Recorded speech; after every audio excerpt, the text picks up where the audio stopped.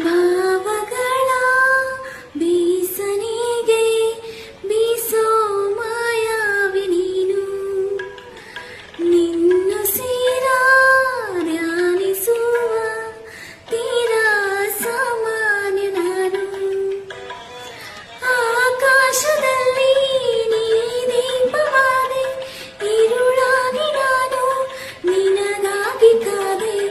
ಈ ಮೌನಕ್ಕೀಗ ಮಾಧುರ್ಯವಾದೆ, ಹೊರತಾಗಿ ನಿಂದ ನಾ ಖಾಲಿಯಾದೆ.